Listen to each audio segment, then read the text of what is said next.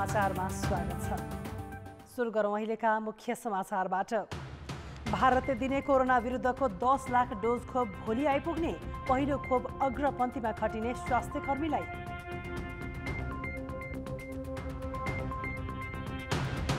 नेकपाको आधिकारिकता विवादले प्रदेश 1 र बागमतीका मुख्यमन्त्री विरुद्धका अविश्वास प्रस्ताव अघि बढेनन्। निर्णायक भूमिकामा रहेको कांग्रेस पनि अन्यलमा। विकास निर्माणका ठूला आयोजनाको दुरावस्था, 6 महिनाको प्रगति 16% मात्रै सम्पन्न हुनै लागेको मेलम्ची खानेपानी पनि अल्झेको अल्झै। अमेरिकाको 46औं राष्ट्रपति बाइडेनको शपथ आज। संसद भवनमा 25,000 सुरक्षाकर्मी तैनात। समारोह अघि नै ट्रम्पले व्हाइट हाउस छाडे। र राष्ट्रिय महिला फुटबल लिग सुरु, उद्घाटन खेलमा आर्मी र पुलिस गोल रहित बराबरीमा।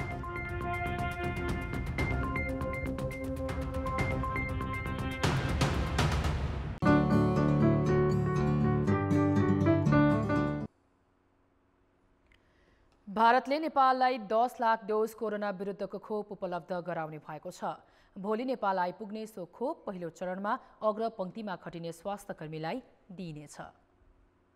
भारतले सिरम इन्स्टिच्युट अफ इन्डिया एसआइआईले अक्सफोर्ड विश्वविद्यालय र बेलायती औषधि निर्माता कम्पनी एक्स्ट्राजेनेकासँग मिलेर विकास गरेको कोभिडसिल्ड खोप नेपाललाई 10 लाख डोज अनुदानमा उपलब्ध गराउने भएको। कोरोना महामारीले आक्रान्त छिमेकी मुलुकहरूलाई खोप उपलब्ध गराउने भारतको घोषणा अनुसार नेपालले पनि पाउने भएको। उक्त खोप बिहिबार नै काठमाडौँ आइपुग्ने र पहिलो चरणमा अग्रपंक्तिमा कार्यरत चिकित्सक, नर्स, स्वास्थ्यकर्मी, सरसफाई मजदुर, एम्बुलेन्स चालक र सुरक्षाकर्मीलाई दिइने व्यवस्था मिलाएको मन्त्रालयले जनाएको छ। स्वास्थ्य मन्त्री हृदय त्रिपाठी र भारतीय राजदूत विजयमोहन क्वात्राले संयुक्त पत्रकार सम्मेलन नै गरी बुधबार यसबारे जानकारी दिए। भ्याक्सिन मात्र स्वास्थ्य सामग्री रहेन या व्यावसायिक सामग्री रहेन, यो एक किसिमले राजनीतिक सामग्रीको रूपमा विकसित भइसकेको छ। सीमित देशका सीमित कम्पनीहरूमा मात्रै उत्पादन भइरहेकोले गर्दा हाम्रो लागि उपयुक्त यसको भण्डारण, यसको ढुवानी र खोप अभियानलाई सफलतापूर्वक सम्पन्न गर्नको लागि आवश्यक पर्ने भ्याक्सिन हामीलाई जुन आवश्यक छ, यही आवश्यकता परिपूर्ति गर्ने किसिमको भ्याक्सिन भोलि नै काठमाडौँमा अवतरण हुँदैछ। This vaccine is a gift from the government and people of India to the government and people of Nepal, who I think have been working tirelessly, both in the government structures but also more at the people level, working tirelessly to fight against this pandemic. यो खोप एकजनालाई 2 dose लगाउनु पर्छ। पहिलो खोप लगाएको 21 दिनपछि अर्को खोप लगाउनु पर्छ। भारतबाट उपलब्ध हुने खोप टेकुस्थित राष्ट्रिय प्रयोगशालामा भण्डारण गरिनेछ। खोप आएको 3 देखि 5 दिनभित्र 77वटै जिल्लामा पुर्याउने र अर्को हप्ताबाट खोप अभियान सुरु गरिनेछ। 20% जनसङ्ख्यालाई पुग्ने खोप भण्डारण गर्ने क्षमता रहेको र यो क्रमशः बढाउँदै लगिने पनि सरकारी अधिकारीले बताएका छन्। 10 लाख खोप आउने बित्तिकै हामी यसलाई सेन्ट्रल स्टोरमै लगेर राख्छौँ टेकुमा, अनि त्यसपछि हामीले जुन प्रायोरिटीको आधारमा कसलाई दिने भनेर छुट्याएका छौँ, त्यही आधारमा प्रत्येक प्रदेशमा हामी त्यो खोपलाई डिस्ट्रिब्युट गरेर त्यहाँ भएको जोखिममा रहनुभएका साथीहरू जो हुनुहुन्छ, अब हामी भोलि आइसकेपछि त्यसको 3 दिनदेखि 5 दिनभित्रमा त्यसलाई हामी डिस्ट्रिब्युट गर्छौँ सबै ठाउँमा। त्यसपछि हामी खोप लगाउँछौँ। त्यो बेलासम्म हाम्रो सबै लागत अनुमान भइसकेको हुन्छ भनेपछि यो खोप चाहिँ हजुरको नेक्स्ट विकबाट सुरु हुने गर्ने हाम्रो जतिसक्दो छिटो सुरु गर्ने हाम्रो टेन्टेटिभ प्लान हो। खोप खरिदका लागि पनि पहल भइरहेको र अग्रपंक्तिमा कार्यरत व्यक्तिलाई खोप दिइसकेपछि जोखिमको आधारमा अन्य वर्गलाई क्रमशः दिने योजना रहेको मन्त्रालयले जनाएको छ। स्वास्थ्य मन्त्रालयका अनुसार नेपालको कुल जनसङ्ख्याको 72% अर्थात् 2 करोड 10 लाख जनसङ्ख्यालाई खोप दिने योजना छ, जुन 16 वर्षभन्दा माथिका हुन्। कान्तिपुर समाचारका लागि क्यामेरामा विनोद कोजुका साथ नारायण किलम्बु, काठमाडौँ। प्रदेश 1 र बागमतीका प्रदेशसभाले मुख्यमन्त्री विरुद्ध दर्ता भएका विश्वास प्रस्ताव तत्काल अघि नबढाउने भएका छन्। नेकपाको विभाजन कानुनी रूपमा नटुङ्गिएको र कांग्रेसले पनि स्पष्ट निर्णय नगरेका कारण यी दुवै प्रदेशसभाका बैठक नै सारिएको छ। 6 महिनाभित्र अधिवेशन बोलाइसक्नुपर्ने संवैधानिक बाध्यताका कारण प्रदेश 1 मा बुधबार बसेको सभाको बैठक केही बेर बसेर अनिश्चितकालका लागि पर सारिएको छ। सत्तारूढ नेकपाभित्रको विवादका कारण अनिश्चितकालका लागि बैठक स्थगित भएको हो। प्रदेश प्रमुख सोमनाथ अधिकारीले प्रदेशसभाको 7औं अधिवेशन आह्वानका लागि पठाएको पत्र सभामुखले पढेर सुनाएर बैठक अर्को सूचना नहुन्जेलका लागि स्थगित गरेका थिए। दिनको 2 बजे प्रदेश सभा हल विराटनगरमा प्रदेश सभाको 7औं तथा हिउँदे अधिवेशन आह्वान गरेको छु। माननीय सोमनाथ अधिकारी प्यासी प्रदेश प्रमुख, माननीय सदस्यहरू, अब यो बैठक अर्को सूचना नभएसम्मका लागि स्थगित हुन्छ। बैठक 1 मिनेट 27 सेकेन्ड बसेको थियो। मुख्यमन्त्री शेरधन राईले 3 महिनाका लागि कुनै पनि संसदीय गतिविधिमा भाग लिन नपाउने गरी निष्कासन गरेका 16 जना प्रदेश सभा सदस्यलाई भाग लिन नदिने पक्षमा ओली समूह थियो। ती 16 जनालाई भाग लिन नदिँदा अधिवेशन प्रारम्भ हुन नसक्ने अवस्था आयो। एउटा अधिवेशनदेखि अर्को अधिवेशनको फरक 6 महिनाभन्दा बढी हुन नहुने संवैधानिक बाध्यताका कारण बुधबार मात्र ओली पक्ष लचक भई पुरानै अवस्थामा बैठक सुरु गर्न सहमत भएको थियो। अधिवेशन प्रारम्भ हुँदा र अन्त्य हुँदा सबै संसदीय दलका नेताले सम्बोधन गर्ने संसदीय परम्परा पनि यस पटक तोडिएको छ। प्रदेशसभाको बैठकमा मुख्यमन्त्री शेरधन राई पनि अनुपस्थित थिए। बागमती प्रदेशसभाको बर्खे अधिवेशनको 6 महिनापछि आज सुरु भएको हिउँदी अधिवेशनको पहिलो बैठक पनि केही बेरमै टुङ्गिएर अनिश्चितकालका लागि स्थगित गरिएको छ। बैठकमा सभामुख सानु कुमार श्रेष्ठले अर्को सूचना नभएसम्मका लागि स्थगित भएको जानकारी गराएका थिए। प्रदेशसभामा मुख्यमन्त्री डोरमणी पौडेल विरुद्ध परेको अविश्वासको प्रस्तावमाथि निर्णय गर्नका लागि कार्यविधि समिति गठन भएको छ।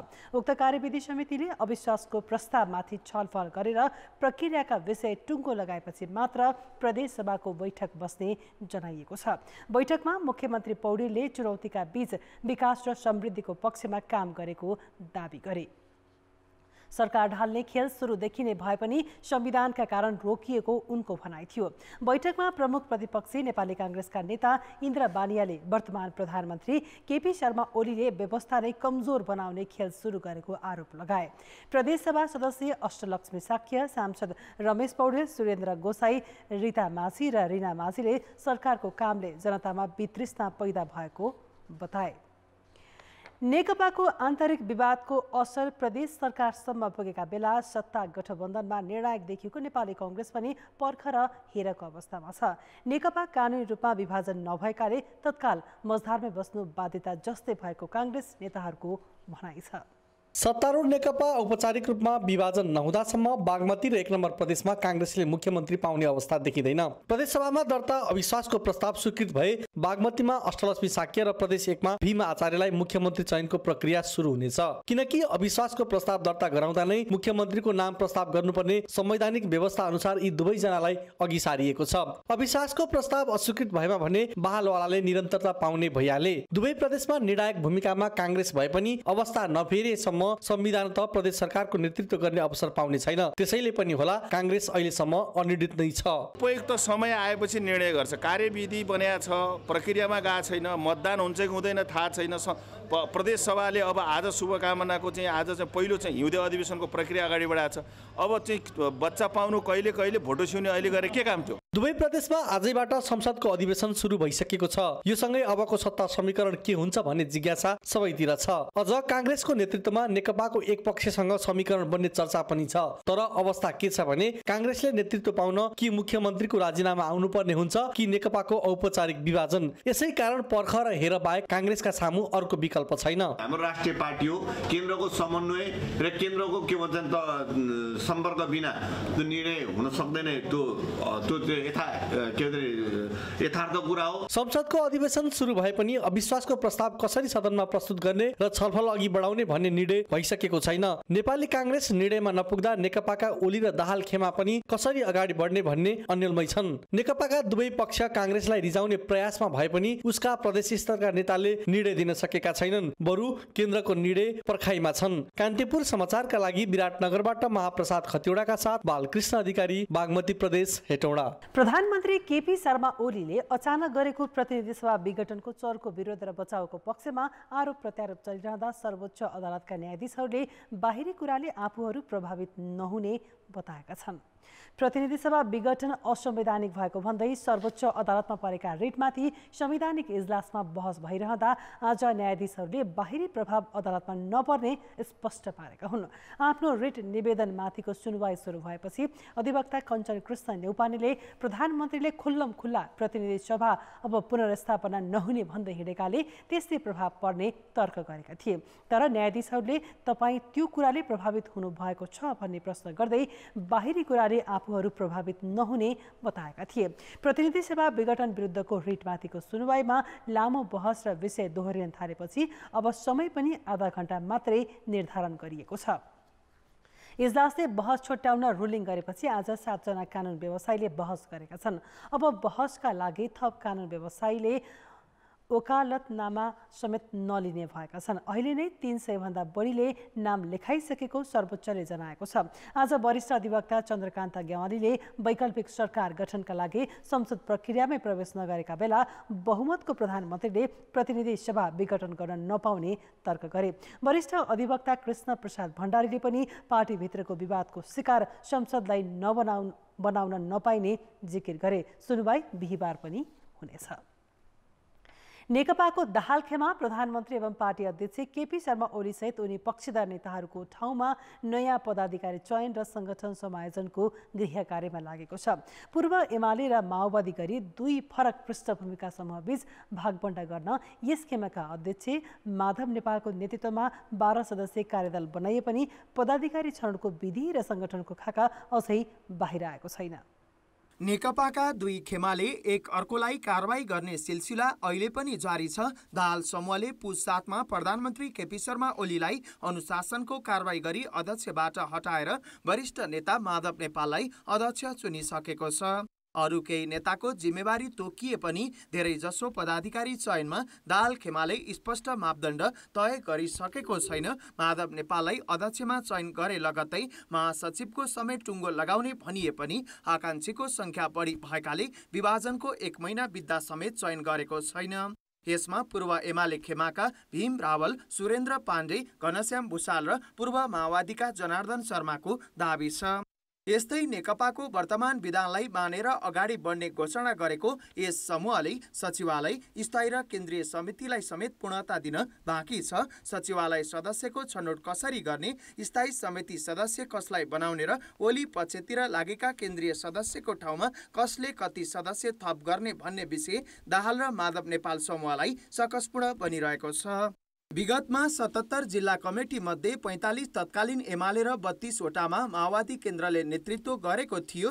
केही कतै नखुलेका र केहीले खेमा परिवर्तन गरिरहेका कारण स्पष्ट भागबण्डा गर्न गाह्रो भएको नेताहरू स्वीकार्छन्। जुन ठाउँमा जुन तर्फको खाली छ त्यो ठाउँ चाहिँ के भन्दा अर्को योग्य क्षमतावान मान्छेलाई पुरा गर्ने ल्याउने त्यो माथि नियम बनाएको छ। त्यो आधारमा हामीले प्रदेशदेखि लिएर तलसम्म पहिला पदाधिकारीहरूलाई चाहिँ पुरा गर्छौँ अनि त्यति काम गरिसकेपछि अनि कतिपय कमिटीका विभिन्न तहका कमिटीका मान्छेहरू केपी गुटमा गएका छन्। त्यसको लागि हामीले केही समय प्रतीक्षा गर्छौँ कि उहाँहरू कतिपय फर्किन पनि सक्नुहुन्छ। त्यसो भएको हुनाले अहिले हामी त्यसलाई फुलफिल गर्दैनौँ। पार्टी एकताका बाँकी काम पूरा गर्न र संगठन विस्तारको खाका बनाउन अध्यक्ष माधव नेपालको संयोजकत्वमा 12 सदस्यीय कार्यदल बनाए पनि दुवै पक्षलाई मिलाउनु पर्ने सकसकै कारण कार्यदलले काम सकेको छैन। पार्टी एकता हुँदाखेरिको अवस्थाको स्थिति होइन। अहिले विचारधाराको आधारमा ध्रुवीकरणको अवस्था हो। त्यसकारणले गर्दाखेरि जो चाहिँ अग्रगमनको पक्षमा छ, जो प्रतिगमनको विरुद्धमा लाग्न तयारी छ, त्यस प्रकारका साथीहरूलाई स्वाभाविक ढङ्गले चाहिँ जिम्मेवारीमा केन्द्रित गर्दै अगाडि बढाउने कुरा हो। त्यसकारणले गर्दाखेरि त्यो बेलाको जस्तो पार्टी एकता हुँदाखेरिको जस्तो 60 र 40 को कुरा भागभण्डाको कुरा जो तपाईले प्रश्न उठाउनु भयो त्यस्तो परिस्थिति होइन। त्यो परिस्थितिबाट अहिले गुज्रनुपर्ने अवस्था छैन। दाहाल समूहले लुम्बिनी प्रदेश इन्चार्ज शङ्कर पोखरेल र गण्डकीका इन्चार्ज पृथ्वी सुब्बा गुरुङलाई हटाएर क्रमशः युवराज ग्यावाली र देवेन्द्र पौडेललाई जिम्मेवारी दिइसकेको छ। तर समग्रमा कुन पक्षले कति भाग पाउने र कुन पद कसले पाउने भन्नेमै यस खेमाको जिम्मेवारी बाँडफाँड र संगठन समायोजनको काम अड्किएको छ। कान्तिपुर समाचारका लागि दाङबाट रोशनमान श्रेष्ठका साथ बाबुराम तिमिल सिन्हा, काठमाडौँ। कोरोना महामारी र लकडाउनका कारण धेरैको व्यवसाय र आम्दानीका स्रोत सुकेका छन्। अधिकांश व्यापार शिथिल भएको यो समय लागु औषध कारोबारीका लागि भने कमाउने अवसर बनेको देखिन्छ। एक खेप सेवन गर्न मात्र 3 देखि 10 हजार रुपैयाँ पर्ने लागु औषध खैरो हेरोइन सामान्य दुर्व्यसनीको पहुँच बाहिर छ। तर कारोबारीहरूले तुलो नै बोकेर घर घरै पुर्याउने गरेको र ठूलो रकमको कारोबार समेत गरेको पाइएकाले राजधानीका धनाढ्यको ठूलै हिस्सा यसको लतमा फसेको हुन सक्ने प्रहरीको अनुमान छ। प्लास्टिकमा माटो जस्तो देखिने केही लेदो छ, अर्को छेउमा अमेरिकी डलर र नेपाली रुपैयाँ फिजाएर राखिएको छ। यी दुईवटा डिजिटल मिटर हुन् जुन लागु औषध खैरो हेरोइन जोख्न प्रयोग गरिन्छ। बाहिर सबै व्यवसाय सुस्त देखिए पनि काठमाडौँमा भित्रभित्रै लागु औषध कारोबारको सञ्जाल भने डरलाग्दो तरिकाले फैलिएको देखाउने प्रमाण हुन्। 4 महिना लामो अनुसन्धानपछि लागु औषध नियन्त्रण ब्युरोले खैरो हेरोइन बिक्री गर्न सक्रिय सञ्जाललाई नियन्त्रणमा लिएपछि यसको पोल खुलेको हो। प्रहरीले एउटा समूहबाट 400 ग्राम खैरो हेरोइन बरामद गरेको छ जुन काठमाडौँमा ग्रामका हिसाबले बिक्री गर्न ल्याएको पाइएको हो। नियमित ग्राहकका लागि 1 ग्रामको 3000 र नयाँलाई 10,000 रुपैयाँसम्म लिने गरेको खुलेको छ। रोचक कुरा, एउटै समूहका 8 जना पक्राउ पर्दा 5 जना काठमाडौँमा बसेर बिक्री गर्ने र उनीहरूलाई झापाबाट खैरो हेरोइन पठाउने र 5 थरमा बसेर पैसा लिने गरी सञ्जाल विस्तार भएको भेटिएको छ। बल्क व्यापारी पनि खुद्रा व्यापारी लोकल लेभलमा यिनीहरू खुद्रा गर्छन्। जो हाम्रो बिगिनिङ स्टार्टिङ स्टेप चाहिँ त्यो के अरे युजरबाट सुरु भएको थियो, त्यही खुद्रा व्यापारी मार्फत त्यो आएको भने अझै हामी अहिले नै किटानीसाथ भन्न सक्ने हैसियतमा नभए पनि बल्क अमाउन्टमा पनि यिनीहरू गर्छन् भन्ने चाहिँ हामीलाई लागेको छ। त्यसै अन्तर्गत हामी त्यसैमा चाहिँ अझ बढी उद्धत छौँ त्यो विषय खोताल्नको लागि। खैरो हेरोइनका दुर्व्यसनीबाट सुरु भएको अनुसन्धानले बन्दाबन्दीको समयमा यस्तो गिरोह काठमाडौँदेखि 5 थर र झापासम्म सक्रिय रहेको पत्ता लगाएको हो। काठमाडौँमा बसेर खैरो हेरोइन ग्राहकसम्म पठाउने जिम्मा पाएका राजेश श्रेष्ठको साथबाट 3,37,000 नेपाली र 6,000 अमेरिकी डलर पनि भेटिएको छ। यता कोटेश्वरमा खैरो हेरोइन बोक्ने र जोख्ने मिटर सहित 50 ग्राम लिन पुगेका टासी सन्दुप गुरुङ 2,60,000 नगद सहित पक्राउ परेका थिए। उता 5 थरमा पक्राउ परेका भीमप्रसाद लौवाको बैंक खाता नै रोक्का राखी सम्पत्तिमाथि अनुसन्धान हुने भएको छ। यो यति मात्र होइन, ठुलो गिरो छ यसको चाहिँ, ठुलो गिरो छ। अझ यसमा चाहिँ ठुल्ठुला उहाँहरू नन व्यक्तिहरू पनि यसमा चाहिँ संलग्न हुनसक्छ भन्ने हाम्रो छ। अब यसमा चाहिँ यसको एउटाको भनेअनुसार त भ्यालीमा चाहिँ हामी चिनेको, हामी चिने जानेका मध्येमा हामी नै हो। धेरै अझ पनि छन् यहाँ चाहिँ पक्राउ नपरेकाहरू छन्, अब केही दिनमा होला। त्यसैले भ्यालीमा बढीभन्दा बढी सप्लाई गर्ने गिरो चाहिँ हो। यस समूहले लागु औषधको कारोबार अमेरिकी डलरमा गरेको छ।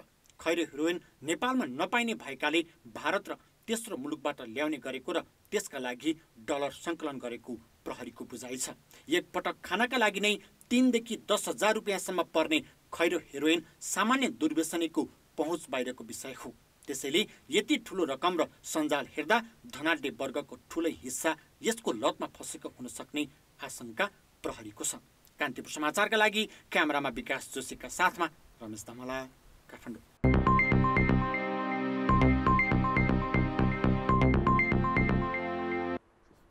सरकारले उच्च प्राथमिकता दिएका विकास आयोजना राष्ट्रिय गौरवका आयोजनाको सूचीमा राखिएको छ। तर तीनै आयोजनाको काम सुस्त छ। चालु आर्थिक वर्ष 6 महिनामा 22 मध्ये 2 आयोजनाले मात्र 30% भन्दा बढी रकम खर्च गरेका छन्। गौरवका आयोजनामा 6 महिनामा 16% मात्र बजेट खर्च भएको छ। काठमाडौँ उपत्यकावासीको प्यास मेटाउने योजनासहित मेलम्ची खानेपानी आयोजना सुरु गरेको 19 वर्ष भयो। तर यो आयोजना कहिले पुरा हुन्छ भन्ने अझै यकिन छैन।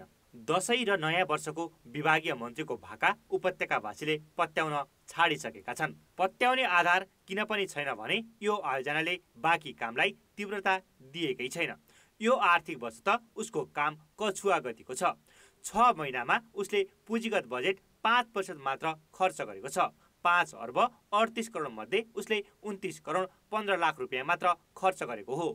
सरकारले 3 वर्षदेखि नीति तथा कार्यक्रम र बजेटमा यो आयोजना चालु वर्षभित्रै सक्ने उल्लेख गर्दै आए पनि परिणाममुखी काम भएको छैन। अब मेलम्ची आयोजनाको प्रथम चरण सम्पन्न गर्नलाई हामीले जति बजेट विनियोजन गरेका छौँ त्यो सम्पन्न हुने बित्तिकै जाति निकायले दोस्रो चरणको काम सुरु गर्ने र त्यसमा चाहिँ सहयोग गर्ने भनेर जुन प्रतिबद्धता दिएको थियो त्यो अनुसार हामीले आयोजनाको दोस्रो चरणमा याङ्री र लार्की नदी पथान्तरणका लागि समेत हामीले खरिद कार्य सम्पन्न गरी निर्माण व्यवसाय परिचालन गर्ने लक्ष्य यो आर्थिक वर्षको तेस्रो चौमासिकमा राखेका थियौँ। त्यो अनुसार चाहिँ दोस्रो चरणको याङ्री लार्की डाइभर्सनको लागि हामीले जुन बजेट विनियोजन गरेका थियौँ त्यो 3 अर्ब 81 करोड छ। त्यो चाहिँ अब तेस्रो चौमासिकमा मात्रै लक्षित भएको हुनाले अहिले चाहिँ हाम्रो वित्तीय प्रगति देखिएको छैन। यो आर्थिक वर्षको 6 महिनामा काममा प्रगति नभएको मेलम्चीमा मात्र होइन। राष्ट्रिय गौरवका भनेका राष्ट्रपति चुरे, भेरी बबई डाइभर्सन, उत्तर दक्षिण राजमार्ग, काठमाडौँ तराई द्रुत मार्ग लगायत आयोजनाको हकीकत पनि फरक छैन। नेपाली सेनालाई निर्माणको जिम्मा दिएको द्रुत मार्गमा 6 महिनामा 8 अर्ब 84 करोड पुँजीगत बजेट मध्ये 1 अर्ब 23 करोडको मात्र काम भएको छ। हुलाकी राजमार्ग र रानी जमरा कुलरिया सिँचाइ बाहेकका बाँकी 20 आयोजनाले खर्च 30% नगाउन सकेका छैनन्। खर्चको अवस्था अब यो दोस्रो चौमासिक अवधिमा अलिकति बढी नै भएको देखिएको छ र अब 30% भन्दा बढी वित्तीय प्रगति प्राप्त गर्ने योजनाहरू नै 4-5 चाहिँ हामीले देखिरहेका छौँ, जसमध्ये रानी जमरा सिँचाइ आयोजनाको 31.22% वित्तीय प्रगति भएको छ। त्यस्तै पशुपति विकास कोषको 43.66% चाहिँ खर्च भएको छ।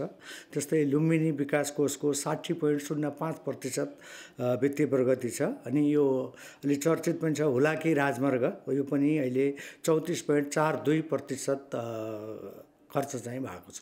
राष्ट्रिय गौरवका आयोजनामा यो वर्ष 67 अर्ब 68 करोड छुट्याइएकामा अहिलेसम्म 11 अर्ब अर्थात् 16% मात्र खर्च भएको छ। विकास निर्माणको अवस्था कति सुस्त भन्ने दर्शाउनका लागि यो तथ्याङ्क पर्याप्त छ। कर्मचारी संयन्त्रमा जिम्मेवारी पन्छाउने प्रवृत्ति र राजनीतिक नेतृत्व काम भन्दा भाषणमै केन्द्रित भएकाले विकासका काम अल्पत्र जस्तै भएका हुन्। त्यसको असर आयोजनाको लागत वर्षनी बढिरहेको छ। कान्तिपुर समाचारका लागि क्यामेरामा विकास जोशीका साथ सुदिल पोखरेल, काठमाडौँ। ब्रेकपछि समाचारमा पुनः स्वागत छ। अब जनताको आवाज। हामीले सिन्धुपाल्चोकमा सोधेका छौँ, अनियन्त्रित रूपमा भइरहेको मदिरा बेचबिखन कसरी रोक्न सकिएला? जनताको आवाज। उपभोक्ताहरूले विदेशी रक्सीहरूलाई प्राथमिकता नदिने, प्रहरी प्रशासन र ले चाहिँ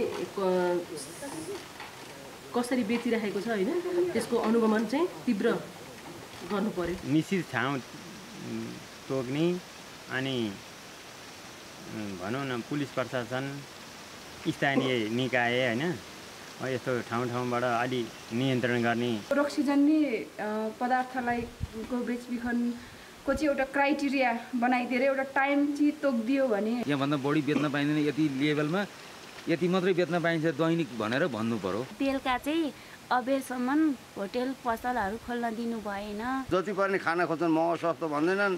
अब यता ल्याउँछन्, खाने मन लागेले खाइहाल्छन्। बरु कारखाना बन्द गरेर कारखानाले नदिँदैन, कहाँ खानु दिने?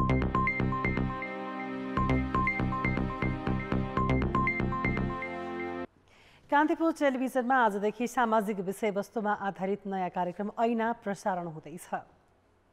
हरेक बुधबार राति 9 बजे प्रसारण हुने कार्यक्रम 26 भागको हुनेछ। सामाजिक विसङ्गतिका विषयमा केन्द्रित कार्यक्रममा प्रस्तुता काङ्ग्रेस नेता विश्वप्रकाश शर्मा रहेका छन्। अब जनमतको अन्तिम परिणाम। हिजो हाम्रो प्रश्न थियो, काम चलाउ सरकारले कर्मचारीको मनोमानी सरुवा गर्नुलाई के भन्नुहुन्छ? ए अत्यावश्यक भएर, बे कानुनको भाष र सी सत्ताको अहम। जनमतको अन्तिम परिणाम यस्तो छ, ए अत्यावश्यक भएरमा 23%, बी कानुनको उपहासमा 20% र सी सत्ताको अहममा 57% मत प्राप्त भएको छ। अब आजको प्रश्न। जनमत।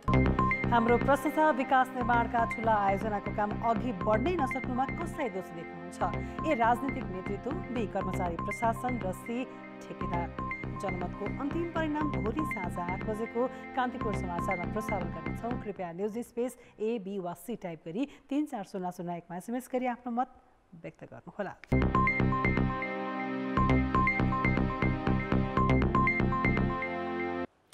नमस्कार, कान्तिपुर खेलकुद समाचारमा स्वागत छ। राष्ट्रिय महिला लीग फुटबलको पहिलो खेलमा 2 विभागीय टोली त्रिभुवन आर्मी क्लब र नेपाल पुलिस क्लबले बराबरी खेल्दै अङ्क बाँडेका छन्। त्रिपुरेश्वर स्थित दशरथ रङ्गशालामा आज भएको उद्घाटन खेलमा आर्मी र पुलिसले गोलरहित बराबरी खेल्दै अङ्क बाँडेका हुन्। विभागीय डर्बीमा दुवै टोलीले पाएको मौकाको सदुपयोग गर्न नसक्दा खेल गोलरहित बराबरीमा सकियो। बल पोजिसनमा पकड जमाएको आर्मीले सुरुवातमै पुलिस विरुद्ध आक्रामक खेल खेलेको थियो। खेलको 4औं मिनेटमा आर्मीकी विमला चौधरीले डिबक्स बाहिरबाट प्रहार गरेको बल पुलिसकी गोल रक्षक सपना राईले कठिन परिस्थितिबाट जोगाइन्। 31औं मिनेटमा पुलिसकी निरु थापाको प्रहार पनि पोस्ट नजिकबाट बाहिरियो। 44औं मिनेटमा रश्मि घिसिङले 1 वर्सेस 1 को स्थितिमा गोल गर्न सकिनन्। उनको प्रहार पुलिसकी गोलकिपर सपनाले उत्कृष्ट बचाउ गरिन्। 86औं मिनेटमा पुलिसकी रेखा पौडेलले गोलको अवसर गुमाइन्। खेलमा पुलिसकी defender Puja Rana player of the match बनिन्। पहिलोपटक डबल राउन्ड रोबिनको आधारमा सुरु भएको महिला लिगमा 3 विभागीय टिमसहित 7 टोलीको सहभागिता छ। प्रतियोगिताको विजेताले 15 लाख, दोस्रोले 8 लाख, तेस्रोले 5 तथा चौथो टोलीले 3 लाख रुपियाँ प्राप्त गर्ने छन्।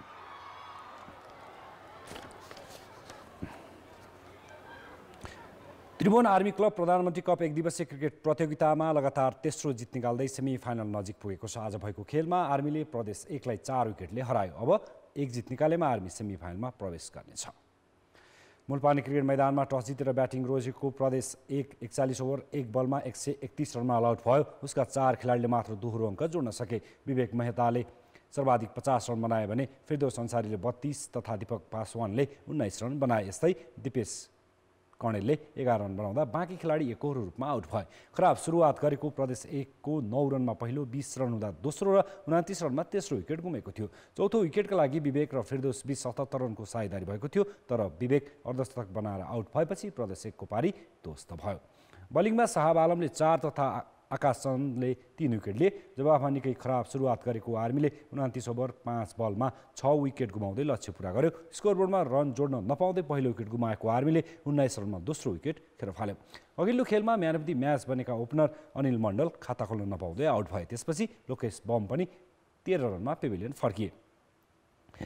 आर्मीले अरू 2 विकेट पनि सस्तैमा गुमायो। हरि चौहान 8 र कप्तान विनोद भण्डारी मात्र 5 रनमा आउट भएपछि उसले 41 रन बनाउँदा 4 विकेट गुमाएको थियो। 5औं विकेटका लागि रोहित पौडेल र भीम सार्की बीच अर्धशतकीय साझेदारी भएपछि टिमको पारी सम्हालिएको थियो, तर रोहित व्यक्तिगत 36 रनमा आउट भएपछि आर्मीले 91 रनमा अर्को विकेट गुमायो। तर त्यसपछि भीमले 29 र राजेश पुनामीले अभिजित 24 रन बनाउँदै टिमलाई जित दिलाए। यो जितपछि आर्मीले 3 खेलमा 6 अङ्क बनाउँदा सेमिफाइनलको यात्रा लगभग पक्का गरेको छ। यता प्रधानमन्त्री कप 1 दिवसीय क्रिकेट अन्तर्गत नै नेपाल पुलिस क्लबले पहिलो जित निकालेको छ। उसले सुदूरपश्चिम प्रदेशलाई 9 विकेटको भारी अन्तरले हरायो। कीर्तिपुर क्रिकेट मैदानमा टस हारेर ब्याटिङको निम्तो पाएको सुदूरपश्चिम 33 ओभर 1 बलमा 110 रनमा अल आउट भयो। खराब सुरुवात गरेको सुदूरपश्चिमका लागि खाता खोल्न नपाउँदै ओपनर सन्तोष भट्ट आउट भए। त्यसपछि दोस्रो विकेटका लागि खड्क बोहरा र सञ्जु धामीले 80 रनको साझेदारी गरेका थिए, तर सञ्जु व्यक्तिगत 35 रनमा आउट भएपछि सुदूरले दोस्रो विकेट गुमायो। त्यसपछि पनि सुदूरको विकेट झर्ने क्रम भने रोकिएन। खड्कले 40 रन बनाए भने सञ्जुले 35 रन जोडे। त्यसपछि आएका अहिरी 13 रन बनाउँदा अर्जुन साउदले 10 रन बनाए। बाँकी खेलाडी एकपछि अर्को रूपमा आउट भए। 102 रन हुँदा 4 विकेट गुमाएको सुदूरपश्चिमले खातामा अरू 8 रन जोड्दा अल आउट भयो। उसका पुछारका 4 खेलाडीले खाता खोल्न सकेनन्। बलिङमा सागर ढकाल र दिपेन्द्र सिंहले 4-4 विकेट लिए। जवाफमा साबिक विजेता पुलिसले 17 ओभरमा 1 विकेटको क्षतिमा लक्ष्य पुरा गर्यो। पुलिसको जितमा सुनिल दमला र कुशल भुर्तेलले पहिलो विकेटका लागि 97 रनको साझेदारी गरेका थिए। 57 रनमा आउट भएका सुनिलले 57 बलमा 6 चौका र 2 छक्का प्रहार गरे। जस्तै कुशल भुर्तेलले अर्धशतकीय पारी खेले। उनले अभिजित 51 रनको योगदान गरे। कमजोर टिम सुदूरपश्चिम विरुद्धको जितपछि पुलिसले लय समातेको छ। पहिलो खेलमा पुलिस बागमती प्रदेशसँग पराजित भएको थियो। सुदूरपश्चिमको भने प्रतियोगितामा लगातार दोस्रो हार हो। यो हारपछि उसको अर्को चरणमा पुग्ने सम्भावना निकै कमजोर बनेको छ। कान्तिपुर खेलकुद समाचार अहिलेलाई यति नै। धन्यवाद रोशन। अन्त्यमा मुख्य समाचार फेरि एकपटक। भारतले दिने कोरोना विरुद्धको 10 लाख डोज खोप भोलि आइपुग्ने, पहिलो खोप अग्रपन्थीमा खटिने स्वास्थ्य कर्मीलाई।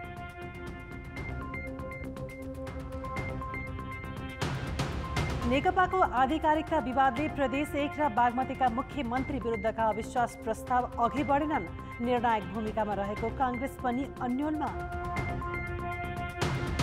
विकास निर्माणका ठूला आयोजनाको दुरावस्था, 6 महिनाको प्रगति 16% मात्रै सम्पन्न हुनै लागेको मेलम्ची खानेपानी पनि अल्झेको अल्झै। अमेरिकाको 46औं राष्ट्रपति बाइडेनको शपथ आज। संसद भवनमा 25,000 सुरक्षाकर्मी तैनात। समारोह अघि नै ट्रम्पले व्हाइट हाउस छाडे। र राष्ट्रिय महिला फुटबल लिग सुरु, उद्घाटन खेलमा आर्मी र पुलिस गोल रहित बराबरीमा।